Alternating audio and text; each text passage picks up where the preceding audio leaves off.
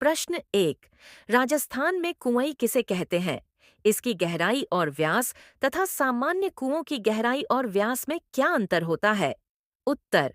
राजस्थान में वर्षा के जल को एकत्रित करने के लिए कुंवई का निर्माण किया जाता है। जब वर्षा अधिक मात्रा में होता है तो वह मरुभूमि में रेत की सतह में समा जाता है और धीरे धीरे रिसकर कुएं में जमा हो जाता है।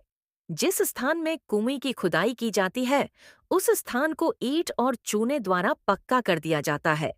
कुएं की गहराई सामान्य कुओं की तरह ही होती है, लेकिन इसके व्यास में बहुत अंतर होता है। सामान्य कुओं का व्यास 15 से 20 हाथ का होता है, जबकि कुएं का व्यास 4 या 5 हाथ का होता है।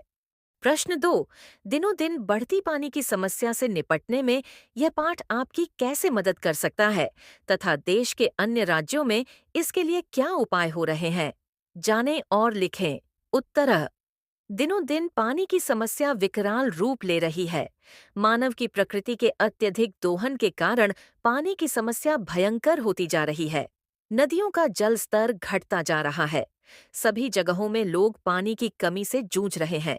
ऐसे वातावरण में राजस्थान की रजत बूंदें पाठ से हमें जल प्राप्ति के अन्य उपायों और पानी के समुचित प्रयोग पर विचार करने में मदद करता है। देश के अन्य भागों में पानी की समस्या से निपटने के लिए कई सरकारी और गैर सरकारी अभियान चलाए जा रहे हैं।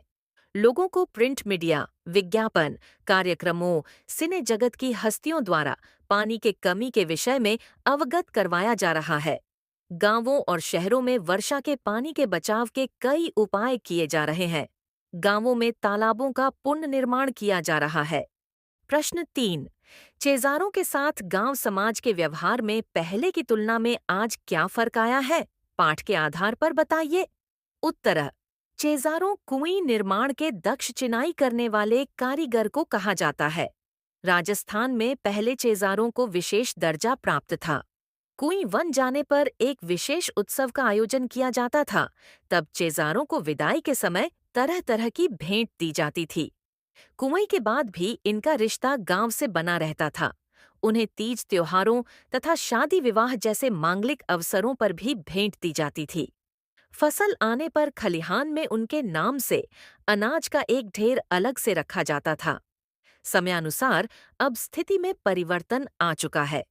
आज उन्हें पहले जैसा सम्मान नहीं दिया जाता, सिर्फ मजदूरी देकर काम करवाया जाता है। प्रश्न 4।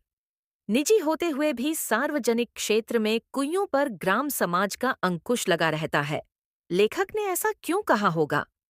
उत्तर। लेखक के अनुसार राजस्थान के लोग जानते हैं कि भूमि के अंदर मौजूद नमी को ही कुएं के द्वारा पानी के रूप में प्राप्त किया जाता है। जितनी ज्यादा कुएं का निर्माण होगा उतना पानी की नमी का बंटवारा भी होगा। इससे कुएं की पानी एकत्र करने की क्षमता पर असर पड़ेगा। इसी कारण ग्राम समाज में निजी होते हुए भी कुइयाओं सार्वजनिक हो जाती है। इसलिए इसके निर्माण में ग्राम समाज का अंकुश बना रहता है। बहुत अधिक आवश्यकता पड़ने पर ही समाज नई कुंई के लिए स्वीकृति देता है।